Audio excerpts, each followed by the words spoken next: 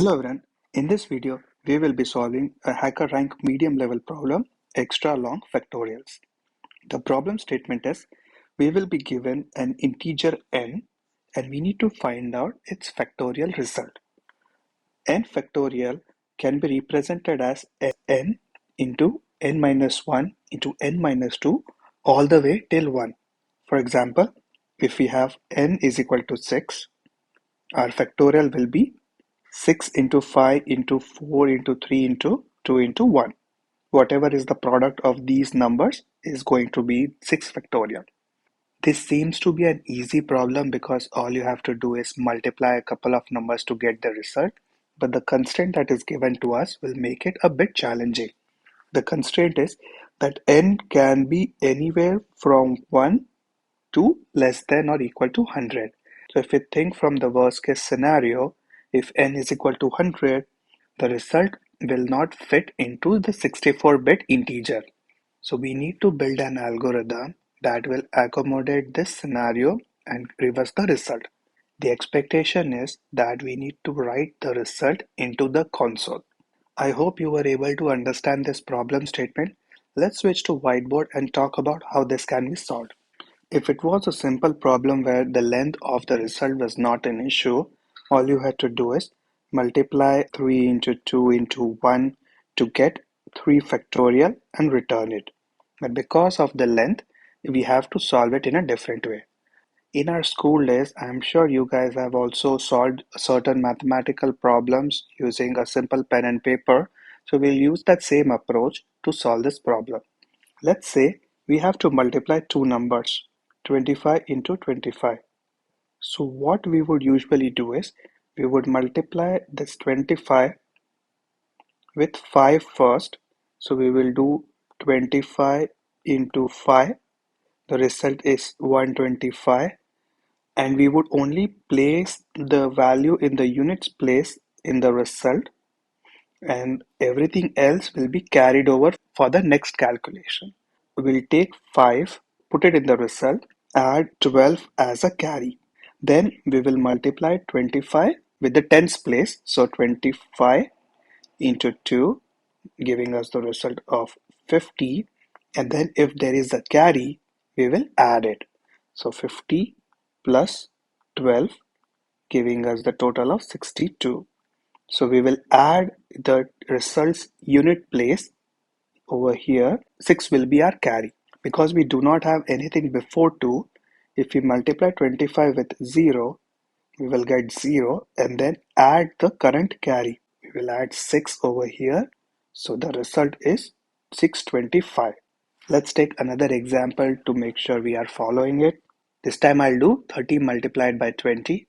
So when I multiply 20 with 0, the result is 0, but my carry is also 0 at that time by default. I will add 0 in the units place. Then I will multiply 20 with the next digit, which is 3. So 30 into 3 gives me 60. So I'll take the units place, add it to my result, and this 6 will become my carry. The next digit is 0, so we do not have to multiply, or even if we do multiply it with 20, the result is going to be 0, and then we will add carry. So 20 into 0 giving the result as 0, and adding 6, this is going to be my result.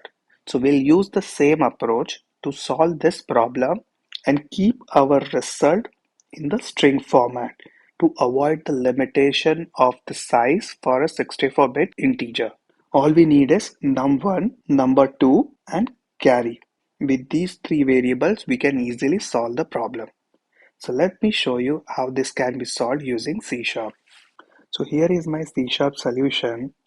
In the main method, I start by initializing a variable result, the value 1. Then I start the for loop from I is equal to 2 because starting from 1 doesn't make sense as the result is still going to be the same, all the way to I is less than or equal to n and incrementing I after each iteration.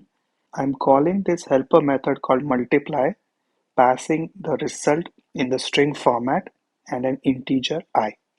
This helper method will multiply this num1 and num2 and return the result in the string format. What it is doing is it initializes two variable result and carry. So it starts the iteration from the end, that is the units place. It extracts the number, converts it into integer, and multiplies it with num1. So whatever is the value that we get over here, I'm adding carry in case if there is any valid value. Then once the carry is added, setting it to 0, the next step is to add this temporary values unit place to our result. So I'm calculating the remainder and then adding it to the front of the result. Then the next step is to calculate the carry. So if my temp variable is greater than 9, it means we need to carry over few values. So I am dividing it by 10 and whatever is the result is saved in the carry variable. So we can use it in the next iteration. Once we are done with iterating through all of the digits in the num1, if we are left with any carry, so if my carry is not equal to 0, then I'm adding carry to my result and then returning it. This multiply method will be called multiple times because we are calculating a factorial. Once this loop is complete, we will have the factorial result in this variable. I hope you were able to understand this approach and this solution. If you did, please hit the like button and subscribe to my channel. If you have any comments, suggestions or feedback, feel free to reach out to me. I would be happy to hear your thoughts. This source code is available on my GitHub repository. The link will be there in the description below. Feel free to check that out and I will see you in the next video. Till then, stay tuned and keep coding.